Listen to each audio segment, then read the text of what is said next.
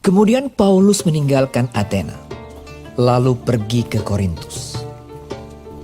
Di Korintus ia berjumpa dengan seorang Yahudi bernama Aquila yang berasal dari Pontus.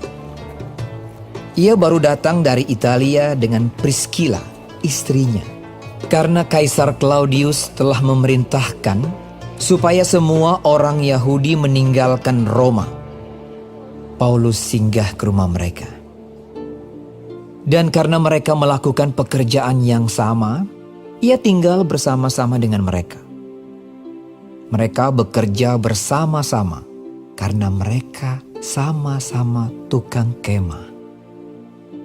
Dan setiap hari Sabat, Paulus berbicara dalam rumah ibadat dan berusaha meyakinkan orang-orang Yahudi dan orang-orang Yunani.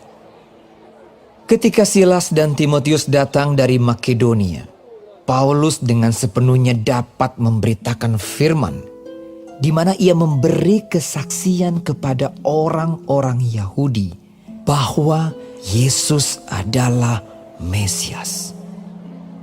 Tetapi ketika orang-orang itu memusuhi dia dan menghujat, ia mengebaskan debu dari pakaiannya dan berkata kepada mereka, "Biarlah darahmu tertumpah ke atas kepalamu sendiri. Aku bersih, tidak bersalah. Mulai dari sekarang aku akan pergi kepada bangsa-bangsa lain." Maka keluarlah ia dari situ, lalu datang ke rumah seorang bernama Titius Justus yang beribadah kepada Allah dan yang rumahnya berdampingan dengan rumah ibadat. Tetapi Krispus, kepala rumah ibadat itu, menjadi percaya kepada Tuhan bersama-sama dengan seisi rumahnya, dan banyak dari orang-orang Korintus yang mendengarkan pemberitaan Paulus menjadi percaya dan memberi diri mereka dibaptis. Pada suatu malam, berfirmanlah Tuhan kepada Paulus di dalam suatu penglihatan. Jangan takut, teruslah memberitakan firman dan jangan diam. Sebab aku menyertai engkau dan tidak ada seorang pun yang akan menjamah dan menganiaya engkau. Sebab banyak umatku di kota ini. Maka tinggallah Paulus di situ selama 1 tahun 6 bulan, dan ia mengajarkan firman Allah di tengah-tengah mereka. Akan tetapi, setelah Galio menjadi gubernur di Akhaya, bangkitlah orang-orang Yahudi bersama-sama melawan Paulus, lalu membawa dia ke depan pengadilan. Kata mereka, Ia ini berusaha meyakinkan orang untuk beribadah kepada Allah dengan jalan yang bertentangan dengan hukum Taurat. ketika Paulus hendak mulai berbicara, berkatalah Galio kepada orang-orang Yahudi itu, "Hai orang-orang Yahudi, jika sekiranya dakwaanmu mengenai suatu pelanggaran atau kejahatan, sudahlah sepatutnya aku menerima perkaramu. Tetapi kalau hal itu adalah perselisihan tentang perkataan atau nama atau hukum yang berlaku di antara kamu, maka hendaklah kamu sendiri mengurusnya. Aku tidak rela menjadi hakim atas perkara yang demikian." Lalu ia mengusir mereka dari ruang pengadilan. Maka orang itu semua menyerbu Sostenes, kepala rumah ibadat, lalu memukulinya di depan pengadilan itu.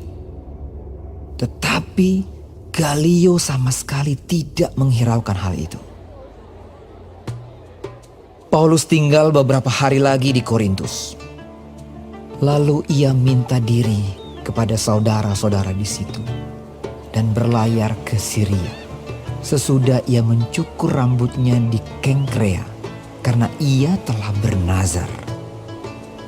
Priscilla dan Aquila menyertai dia. Lalu sampailah mereka di Efesus. Paulus meninggalkan Priscilla dan Aquila di situ. Ia sendiri masuk ke rumah ibadat dan berbicara dengan orang-orang Yahudi.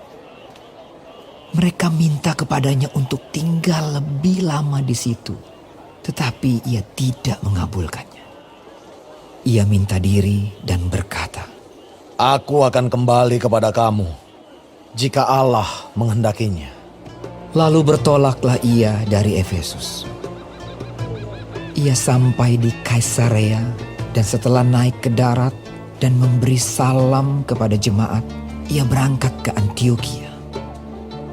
Setelah beberapa hari lamanya ia tinggal di situ, ia berangkat pula, lalu menjelajahi seluruh tanah Galatia dan Frigia untuk meneguhkan hati semua murid. Sementara itu datanglah ke Efesus seorang Yahudi bernama Apolos yang berasal dari Alexandria.